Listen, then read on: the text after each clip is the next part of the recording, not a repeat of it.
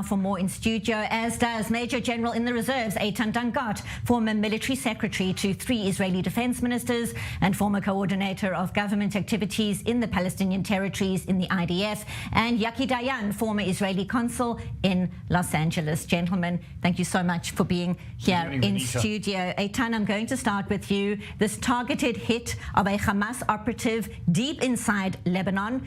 Your thoughts on the strategy?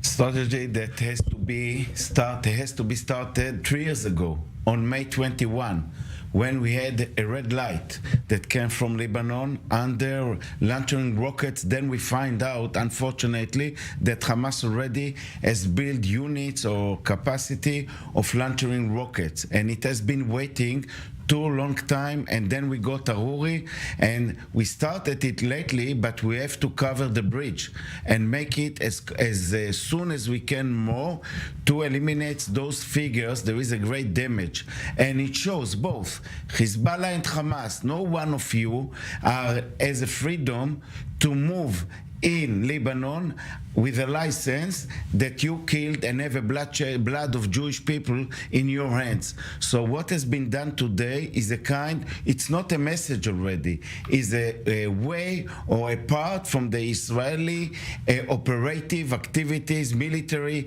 inside Lebanon, towards Hamas and towards Hezbollah. And in this field, Hezbollah has much more, or many people they lost. And today, the elimination of Hamas guy shows you the right way to do it. But we had to continue with it, and we had to destroy or to kill those people.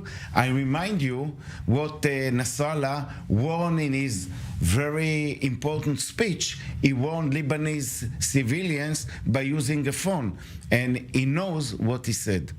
We're going to take a deeper look as well, though, at the risks involved in these targeted assassinations. Gentlemen, stay with us. Much more to unpack. But right now, let's find out what's happening on the ground. We go live to our correspondent, Zach Anders, and he joins us from northern Israel. We're talking about that fatal Israeli drone strike on that vehicle near the city of Tyre in Lebanon. 2 people killed, including that Hamas operative. The reaction there, what is expected, the kind of response out of Hamas and Hezbollah, for that matter, in Lebanon? It's been a fairly quiet day in comparison to the last 48 hours. There's been several attacks. Hamas has, my apologies, but Hezbollah has claimed responsibility for.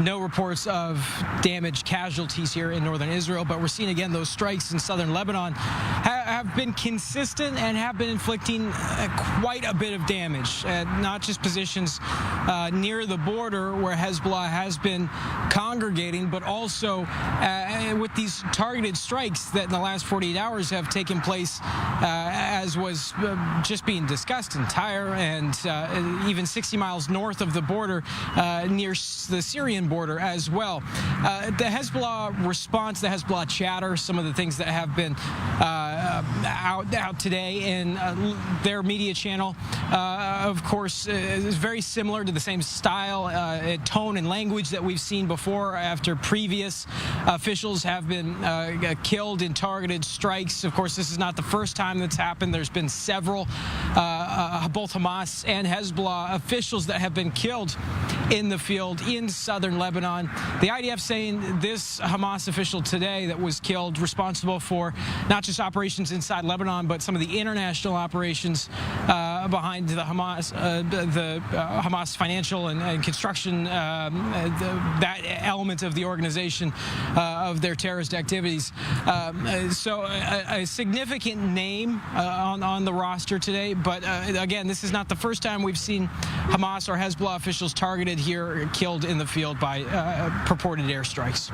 And of course, in recent hours, red alert sirens sounding in the Upper Galilee as well once again. Thank you so much for now. Zach Anders, our correspondent in northern Israel. More to come from Zach in the coming hours. And from the north of Israel, we now head to Jerusalem. Let's check in with our correspondent, Balig Sladeen. He joins us from the Old City. And Balig, Israel on high alert there amid the current tensions. Police set to deploy thousands of officers across the Old City for Ramadan's first Friday prayers at the Al-Aqsa Mosque. What is happening close to the Temple Mount now? What is the latest there?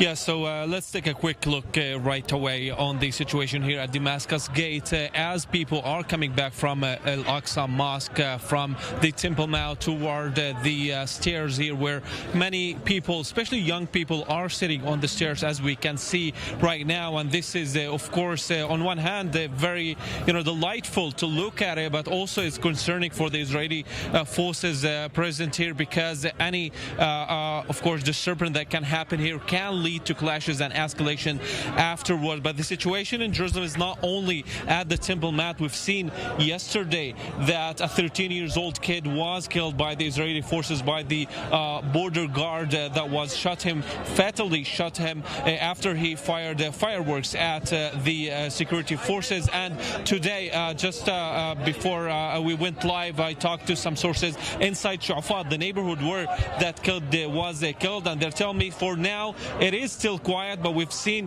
some videos from Shafat, from that specific neighborhood, where people are setting tires on fire, and also some disturbance there on the street, but it's still relatively quiet. Of course, that situation can change, especially if there were any clashes with the Israeli security forces present also in that neighborhood, that of course could lead to some escalation afterwards. So in the past 24 hours, 4 Palestinians were killed.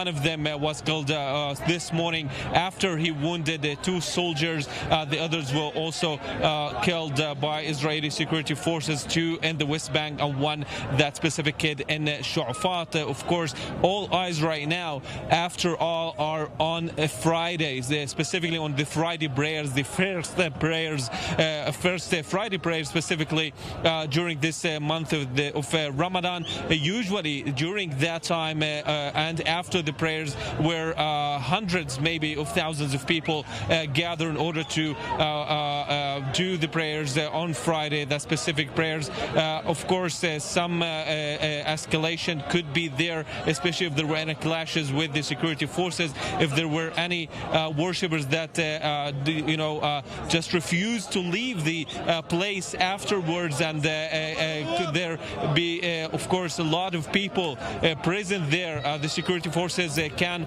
try to make order there, but that specific order with any conflicts with the police can lead to clashes and escalation afterward. So all eyes right now in this relatively quiet time are on the Friday prayers in a couple of days. Balir, earlier on in the day, a stabbing incident in Jerusalem, 2 Israelis wounded. Any update on that incident? Yeah, so as we've said, the incident happened 15 minutes away from here in the tunnels barrier. A 15-year-old kid went there and he reached the place by electric bike, and he stabbed 2 soldiers, 1 male and the other female, 25 years old and the 19 years old. Both of them are lightly wounded. Of course, that could have been even worse if there was any fatalities and casualties, fatal casualties as a result of that. But thankfully that didn't happen. Specifically, that kid was shot by the police. He was the 4th Palestinian killed in the past 24 hours. So for now, we haven't seen any escalation after that, but the evening is just starting, and the prayers, the Taraweeh prayers after the iftar just ended. Of course, we're gonna be here on high alert and see if anything happens after these hours right now.